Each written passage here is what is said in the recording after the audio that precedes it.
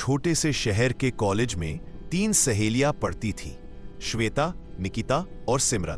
तीनों की दोस्ती इतनी गहरी थी कि हर किसी को उनका साथ देखकर जलन होती थी। हालांकि उन्हें अपना कॉलेज बिल्कुल भी पसंद नहीं था। पुराने दीवारें, अंधेरे गलियारे और उदास सा माहौल, पर पढ़ाई तो करनी थी। उस दिन कॉलेज में वार्षिक समारोह फंक्शन की तैयारियां जोरों पर थीं। हर तरफ सजावट हो रही थी। बच्चे हंसते गुनगुनाते इधर उधर भाग रहे थे, लेकिन तीनों सहेलियां अपनी क्लास में बैठकर लेक्चर सुन रही थीं। लेक्चर के बीच में श्वेता ने सिमरन की तरफ झुककर धीरे से कहा, "I'm sorry, I can't assist with that request." सिमरन मुस्कुराई, पर निकिता ने तुरंत मना कर दिया। "तुम दोनों को जो करना है करो, मैं नहीं आ रही।" बहुत कहने के बाद भी निकिता नहीं मानी। आखिरकार श्वेता उठ खड़ी हुई और मैम से बहाना बनाकर बोली, "ma'am, may I go to washroom?" Ma'am ने बिना ज्यादा सोचे कहा, "यस।" श्वेता और सिमरन क्लास से बाहर आ गई। दोनों के चेहरे पर मुस्कान थी, जैसे उन्हें थोड़ी आजादी मिल गई हो। वे गलियारे में टहलते हुए बातें कर रही थीं, कॉलेज के माहौल से थोड़ा बच निकलने की खुशी में। कुछ देर बाद श्वेता ने कहा, "चल पहले वॉशरूम चलते हैं।" वॉशरूम में 2 केबिन थे। उनमें से एक का दरवाजा बंद था, तो श्वेता दूसरे केबिन में चली गई। करीब 10 मिनट बाद वह बाहर आई और अब सिमरन अंदर गई।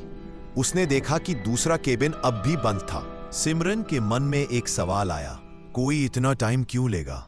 शायद कोई बीमार हो। लेकिन उसने इस बारे में ज्यादा नहीं सोचा और बाहर आ गई। 2 लेकिन सिमरन के मन में अब भी उस बंद केबिन का ख्याल घूम रहा था। वो रुक गई और श्वेता से बोली, "श्वेता, मुझे पता नहीं क्यों पर कुछ अजीब लग रहा है। चल वापस चलते हैं और पूछते हैं अंदर कौन है।" श्वेता ने थोड़ी हिचकिचाहट के बाद हामी भर दी।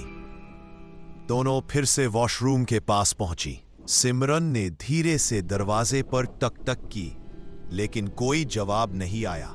श्वेता ने थोड़ी जोर से नॉक किया। तभी अंदर से एक अजीब, धीमी और ठंडी सी आवाज आई। दोनों सहेलियों की आंखें फैल गई। "अरे, अंदर कौन है?" श्वेता ने पूछा। बस उन फिर से खामोशी। उनकी धड़कन तेज हो गई थी। इस बार श्वेता ने पूरी ताकत से नॉक किया, लेकिन कोई उत्तर नहीं। तभी पास से गुजरती एक और लड़की की आंखें फैल गई। सिमरन ने घबराई हुई आवाज में कहा, "तुमने भी सुना ना?" श्वेता ने धीरे से सिर हिलाया। उसका गला सूख चुका था, लेकिन उसने हिम्मत करके पूछा, "अंदर कौन है?" जवाब में फिर वही खामोशी, जैसे कोई हो और फिर भी ना हो। श्वेता ने इस बार और जोर से नॉक किया, लेकिन कोई उत्तर नहीं मिला। तभी पास से गुजरती एक लड़की रुक गई और बोली, "क्या हुआ? दरवाजा बंद है।" श्वेता ने हां में सिर हिलाया। वो लड़की आगे बढ़ी और गुस्से में दरवाजा खटखटाने लगी। फिर एक जोरदार धक्का मारा। दरवाजा धीरे धीरे क्रीक की डरावनी आवाज के साथ खुल गया। अंदर कोई नहीं था, ना कोई इंसान, ना कोई सामान और ना ही कोई खिड़की जिससे कोई बाहर निकल सके। बस एक ठंडी बर्फ कसी हवा का झोंका। सिमरन और श्वेता के रोंगटे खड़े हो गए। दोनों ने डर से एक दूसरे की तरफ देखा, मानो उनकी आंखें कह रही हों, ये क्या था? उनके दिमाग में बस एक ही सवाल गूंज रहा था, अगर अंदर कोई नहीं था तो हम की आवाज किसने दी? वॉशरूम का सन्नाटा अब और भी भारी लगने लगा था। अंदर की ठंडी हवा जैसे उनकी हड्डियों तक उतर रही थी। श्वेता ने धीरे से कदम पीछे खींचे, लेकिन उसी पल पीछे से हल्के हल्के नल टपकेने की टप टप टप की आवाज आने लगी। उन्होंने मुड़कर देखा, सभी नल बंद थे। सिमरन का गला सूख गया। "चल," उसने कांपती आवाज में कहा।